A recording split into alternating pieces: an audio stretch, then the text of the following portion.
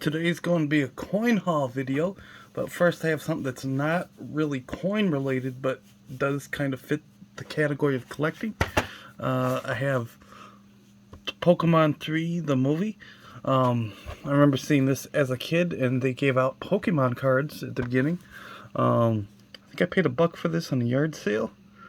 And what was important about this one is, besides the movie, is you actually got the promo card with it. I think a lot of people would have probably taken them out. Maybe this person knew what they were doing and decided to just keep it with the movie. I had it as a kid and then I got rid of it. I think a lot of my cards got messed up, and then if I kept them, they were probably worth slightly more. I didn't really have a whole lot of valuable ones. Also came with this. I don't remember what exactly came with the movie, but I remember there was one card, and if you saw it in theaters, you would get a Entei card, which was like this weird Pokemon. Kind of looks like a bear and wolf right there. Okay, so we're going to start off with the coins. We're going to move next to the coins. Let me get that out of the way. Most of these coins cost less than $10 each, but I got a whole bunch. We'll start off with this one. It's a General Mills Olympics coin. These came in, I think, boxes of cereal and maybe a few fruit snacks. I'm not sure. That was like a long time ago when these came out. And yeah, this is still in the packaging and everything. I think there was a set of them. You could just, open a new box and get another one in them. There you go. You can read that if you want. Pause it. I might have one loose somewhere, but I'm going to keep this one on the card, at least until it breaks off.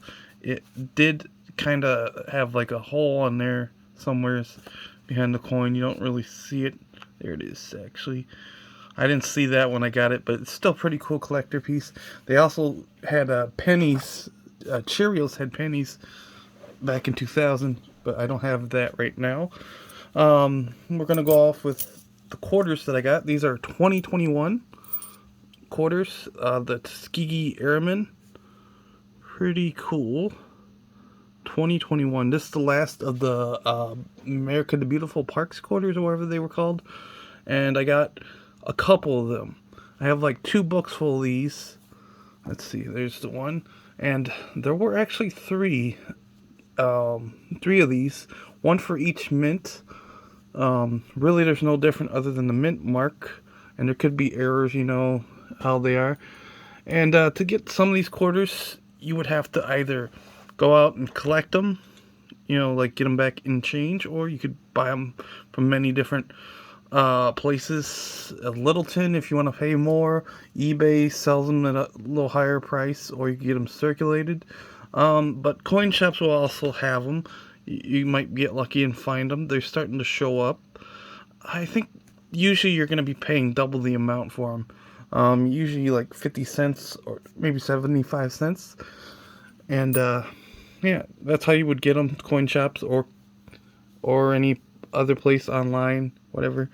And I didn't even know there were going to be 3 of these. So I told them, hey, I'll take one of each. They said, okay, P, D, and S. And I'm like, wait a minute, it came out in S? And I didn't know that. And I don't know why, but I think a lot of times S is not really something that's normal in production. Next is, I have, oh shit, I can't even see it. I'm looking at an angle and everything. These are both P and Ds. I don't know the year on them, because you would need like a magnifier to see the year, because of where they put the year on these. Let's see here. Okay, there it is. Trustees Garden, Georgia. So this is a Georgia Innovations dollar. These are cool. They have some real neat pictures on each one. And I have a book I'm trying to fill with these. They're pretty cool. And the book has P and D slots. And if you want to know the year, you would have to like look on the edge, and it's kind of hard to see a lot of the times. Yeah, you can't see it on the camera. So I got a whole bunch of those too, actually. P's, D's, But we'll just look. See, here's another P&D. Let's see if the camera focuses a little better on it. Sometimes I gotta help it a little bit. Let's see. Where does it say? What is it? I can't see where it says it's from. It's kind of hard to see on these. South Carolina. There you go. I may showcase the coins later on. I was thinking of getting a microscope and just do a video on each coin I had.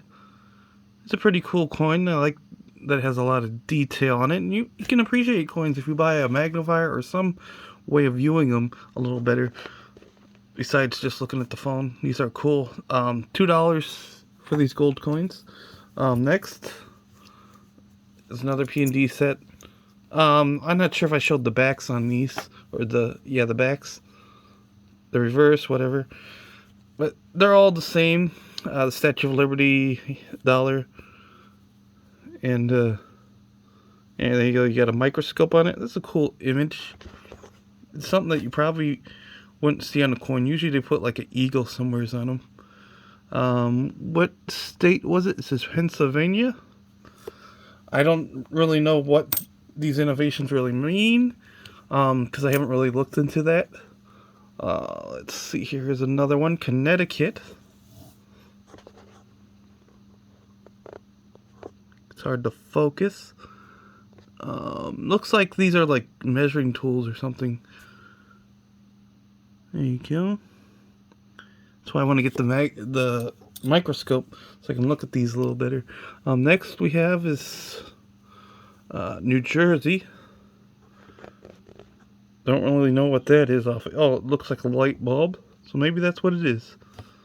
Yeah, I always put on the focusing and it don't work correctly. Maybe that worked a little better. I don't know. It's still a little fuzzy.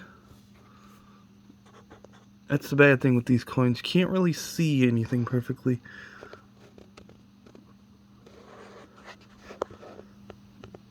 Oh, there you go. Pretty cool. Next, this one is the Hubble telescope, Maryland. Pretty cool. It's something weird you don't see on a coin is like weird modern day things like that, even though that's probably a couple years old by now. But you usually see like presidents, eagles, and not a whole lot different. Next we got another P&D Sacagawea. They still make these, and I believe last year I got a whole bunch of the 2020s. I got them from Littleton, and I think I was buying a few of their things, their packages, whatever they were sending. There you go. These are, I think they're called Sacagawea, or now the Native American dollars. It's a pretty cool coin. I remember these came out in 2000. Hopefully I didn't damage them. That's another thing. If you buy them in coin rolls or from the coin shops, you might have a little scratches on it. And the only way to avoid that is by the actual whatchamacallit sets, the uncirculated sets. Okay, next we're gonna look at these coins. They're dimes. I'm starting to build a dime set, and most of them are gonna be circulated.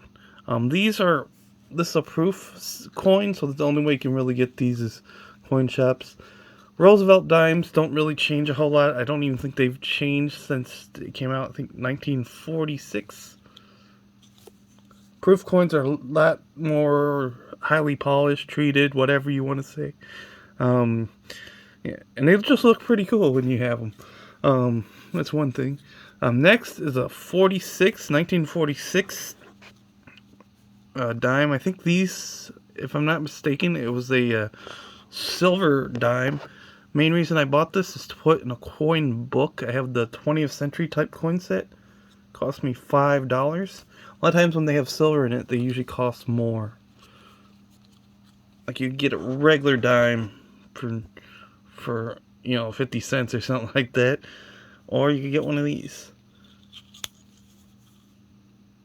for a lot more. Yeah, so don't be careful when handling these around kids or other people that are not or people that don't understand this stuff, because they'll spend this and it's worth more than what they used it for, and sometimes they get into circulation that way. Next is another proof, a 1978 San Francisco Mint was I think is now known as the Proof Mint. They make the proof coins. So you'll see the S on most proofs. I think some older ones didn't have a mint mark on them like that. Pretty cool. And most of these are going to be proof coins. Couple of them aren't. They're a little more higher value. 1980 proof. Okay, I think I got a couple more dimes. Trying to go a little faster, so I'm taking up 10 minutes. We got a 1982 S proof dime. I bought most of the cheap ones because I didn't really want my total to be really high. There's at least one coin shop I go to, and they only accept cash, which is hard because if you spend a lot, you gotta have money with you, and I don't go to the bank a whole lot of times to take money out. Next, some nickels. 68 proof nickel. Most of these are going to be Jefferson, so some of the earlier Jefferson, or the ones up till 2004 or so, had the same image on it. So you don't really need to see the whole image. I would recommend buying the proof coins if you really want a coin to look at, because if you get them circulated, you're not going to really see all the detail and stuff. Like, you won't see the Monticello building. I think it was like a plantation or something that Jefferson had, and that's what they put on it. You'll see it on some other stuff too. I believe the Thomas Jefferson $2 bill also has it. 69 proof. Pretty cool. Really, everything stands out on these. Here you go. Jefferson Monument, or the Monticello building. Next, 2007 S proof. Pretty cool. Bought this because I had a book that starts in 2007, so this is going to go in that book. Nice and shiny. This one, the only thing different is the face on this, the obverse of Jefferson. And I think I kind of liked the original Jefferson a little better. You don't really see his face, though, in that. It's more of a side profile view. And he looks a lot weird. His hairstyle. Yeah. I think his hairstyle looks a little more, what a colonial looked like back in those times. Next we got are some dollar coins. We got another Sacagawea. I got a couple of those here. 2007 S proof. Pretty cool coin. $6.50 is what I paid. And this is just, most of the earlier Sacagawea dollars just had an eagle like that on the back. Next is a 2009 S proof, $6. Pretty cool. And these are one of the ones where the backs were always changing. Next one. This one's just a regular. Just a regular $2 regular dollar coin of Sacagawea. It's from 2016. It's a D. Cost me $2, which is pretty average for uncirculated coins to get them for $2. Pretty cool. I like when they change the rear image on it. It makes it more collectible, I think. Next are going to be some coins that I bought for a coin book that the 20th century coin book I had. I got a 1930. This is a quarter, and it's in fine condition. I paid $8. Now, to get one in a better condition, it might cost like $30. Here we go. And I compared it to a better one, an uncirculated one, and it really looked, fairly well. Probably a little more worn. But as you can see, if you buy these in circulation, or not uncirculated, I mean, you don't have that darkness, and I think it kind of adds a little to the detail on that coin. And you're not allowed, you're not supposed to clean them. And if you do, it kind of ruins the actual value. And it gives us some character. Here's the back of the coin. United States of America, $quarter. Yeah. So if you buy these cheaper, you're usually not going to get a real good detailed coin. They might be rubbed raw. And it really depends on how you want it. But like this coin, this is a barber quarter. They have like a whole bunch of barbers. I think there was a $50 and a dime. And you'll find these all rubbed off. And this one's in fairly good condition for, you know, the ones I've seen. Real nice. Everything looks pretty clear on it. Here's the back, a nice ornate looking back on it. Just pretty much a regular eagle. United States of America. And yeah, that's pretty much about it. This was my coin haul for, I don't even know the exact day. It's March 20th, a Saturday. A lot of times if you go to coin shops, Saturday is probably a good day if you don't work, but you can't go on Sunday because, well, some states might be different. You can't go on Sunday because they're closed, and that's an old law from way back when, I don't know when, but, you know, it's the same thing with liquor. You can't buy liquor on certain times, or for some states, certain days. But that's pretty much all I can think of. It was a pretty decent lot of coins I got, and now I can finish up my 20th century coin book, and we can look at that in a later video. Yeah, you can like, share, comment, subscribe, and have a nice day.